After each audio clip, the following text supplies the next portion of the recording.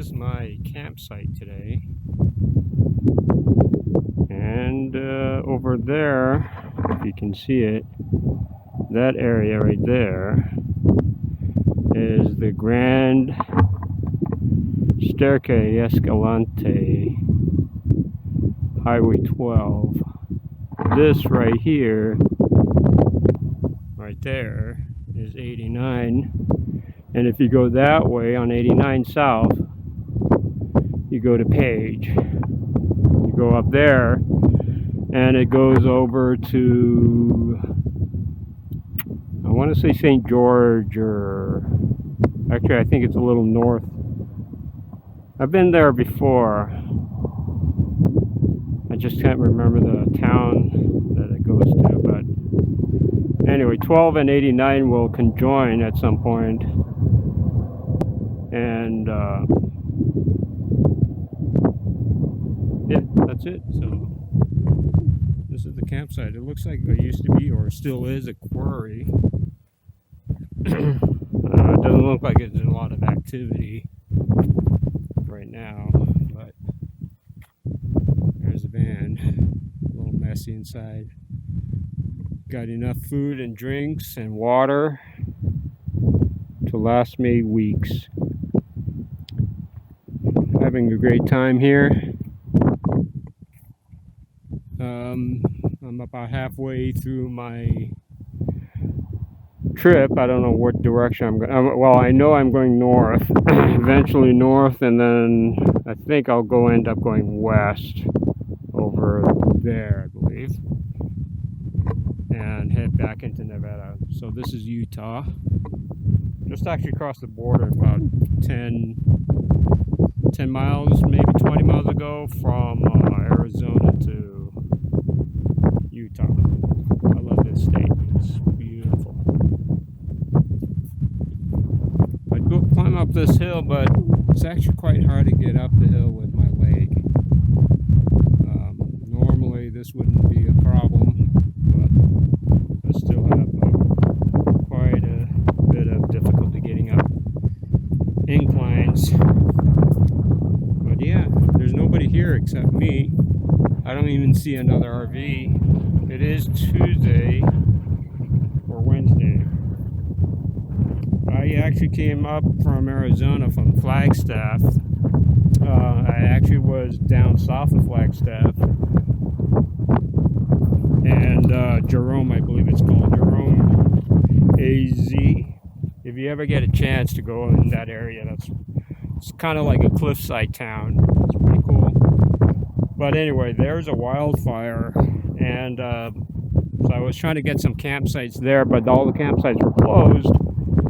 And the further away I got, it seemed there seems to be some, like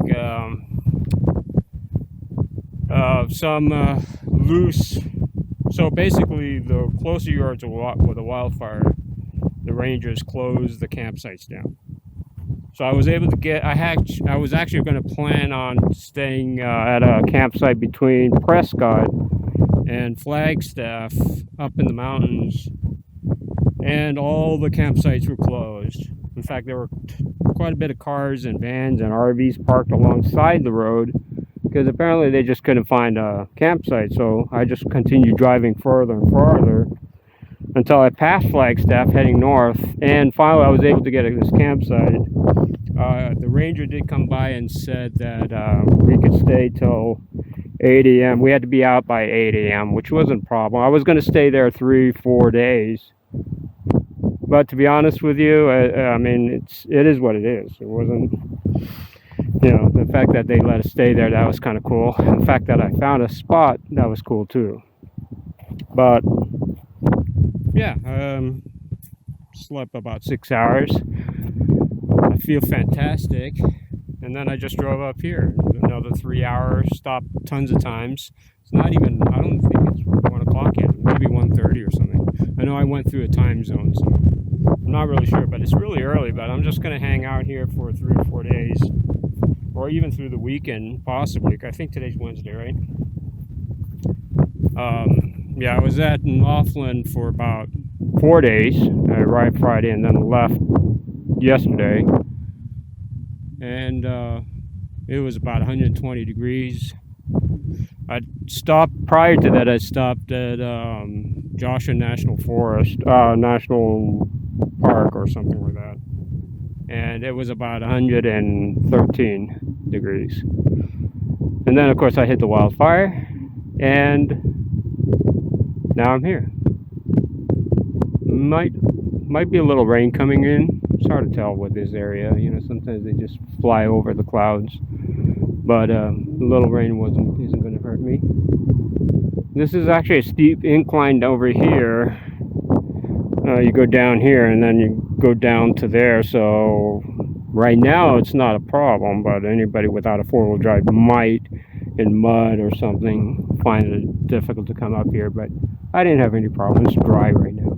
And you get this kind of gravel type of dirt all along here, so I guess when it gets wet it might be slippery. But there's the other campground is there. I think it goes around there somewhere, but I decided to go up so I get a better view. They say down there it's pretty nice too, so yeah. So I did say that was the Grand Escalante, Grand Stairwell or Staircase Escalante. That would, I have taken 12 before. 12 goes all the way, I do believe it's Zion or thereabouts, and eventually go to maybe Bryce. I'm a little confused about where I'm at, but yeah, this is a pretty damn good view. But yeah, and this is free. That's the thing. I'm not paying for anything. There's obviously no outlets, no water. But that's okay. I got garbage bags. I got plenty of places to store my stuff. And I'll stay here, like I said, probably till Sunday. And then Monday I'll head through Nevada. I'm going to go through Nevada, right through the desert, right back to Sierra Nevada. Maybe stay there for a couple more days and then head back to the Bay Area. So it's a lot slower than my last. When I took a trip up here before, it was on a motorcycle. And there is a benefit of having a van. And that is I can just park anywhere and just like take a nap if I have to.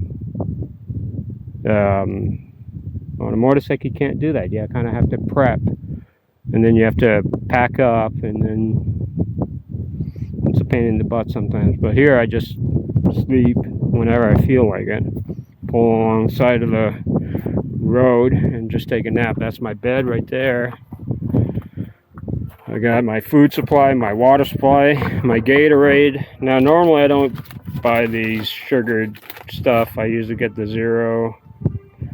But these were on discount at Sam's Club, so I bought them for $24 or $28 or something like that for $13. And if you've been in the desert, well, drinking water is just not the solution. I mean, obviously it'll keep you alive, but all you do is just drink and you're just constantly thirsty. And you just drink more water. I went through 1.5 gallons a day, and that was being conservative. I could have easily done 2 gallons, but I would advise looking into electrolytes and sodium, something to retain the water, because that's what you want. You want to keep the water inside you and not evaporate. So I went through a lot of water. So I bought this. And over here I got more water, about 5 gallons. That's 2.5 gallons each. So that's 5 gallons of tap water, and that'll be for washing and stuff like that. That's my sink. Wash bin can be a little table too, but that's primarily just to wash stuff. And I got over here a stove.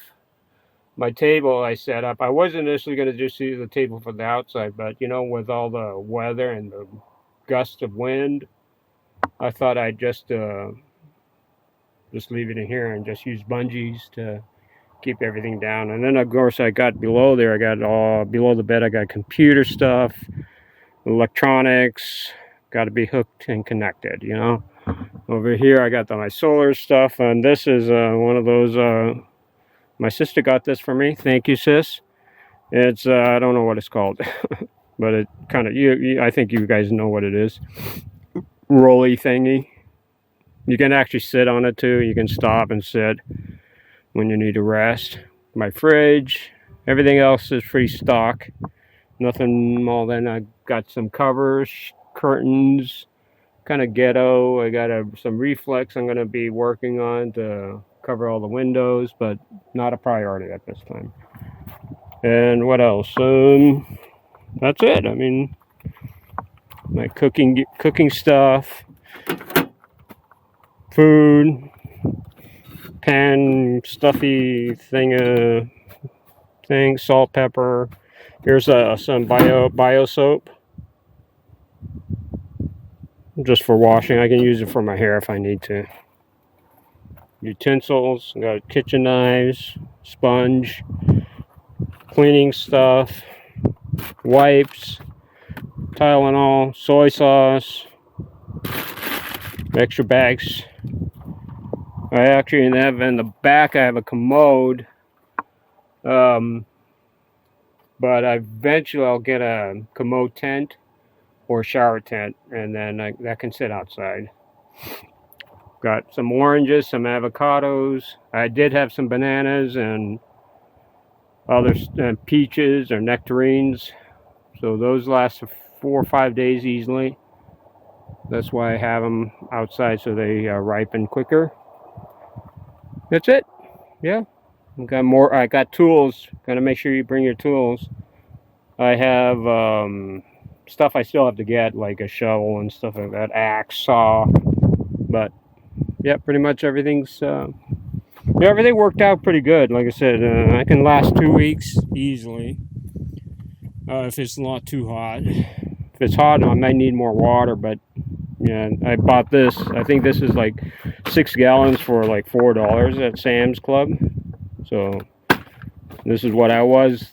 One of this was $2 at Chevron. So this is much cheaper to get. All right, well, I just wanted to show you really the scene, and that if you really look, there are free campsites. This is probably BLM land. Sometimes it's Forest Service land. Generally, most times they're free. Or if they're not free, they're like $6. You pay $6 a night or whatever you can pay. Sometimes it's private land, but the people will let you park. That's where I stayed at Joshua National Park. There was a small area, and they had a property manager there, so he was cool. It was free too. You know, like I said, maybe buy him a 6-pack or something. I don't know. To be honest with you, I didn't do it this time around, but it's a good place to know later on when you want to stop by in that area, and you know you can go to that location, and you know the manager, and he was cool. So yeah, you want to stay in these locations as long as reasonable. I think it's up to 2 weeks for BLM land. Maybe other instances it's not. Sometimes it's a week, but for the most part it's 2 weeks at a location. So it's kind of pointless to not take advantage of that, because gas is expensive, especially for like this van. I just filled it up today, $65 for at least 3/4 of a tank of fuel, $65. Now, if you go driving crazy all the time, it's going to add up. And then that just offsets any cost of staying at a motel or something. So my advice is stay at a location as long as it's pleasurable and you like it. And maybe there's some hikings and other activities you can do to stay there as long as you can, so that way you can appreciate the area. And then on top of that, you're not spending money on gas, because like I said, every time you're moving, you're costing money. So that can add up for this. I mean, if you got a van or a SUV that'll do 25 miles per gallon, then that's great. But this is averaging about 14 miles per gallon. So that adds up real quick, and that kind of like negates anything you might save at a motel. So like I said, I'm going to stay here as probably 4 or 5 days. I don't know. We'll see how the weekend is, because that's the magic is usually on the weekends when RVers show up. Now supposedly this is actually hard to get up for an RV, so maybe I won't see RV campers and stuff like that. But if they do, you know, if it gets rowdy, I'll leave and find another place. And if worst comes to worst, I'll just pull over in a rest area and sleep there. You can stay at rest areas for about 8 hours. I'm not sure if that's true for all rest areas, but yeah, the ones I've seen were 8 hours. I've never yet had a problem finding places. It does take a while to find a location, so you always give yourself enough time. Like, for example, today, it's like 1:30 or something like that, right? Now, what if this was full? Well, I'll just go to the next campsite and then the next one and over. And there's one every few miles anyway.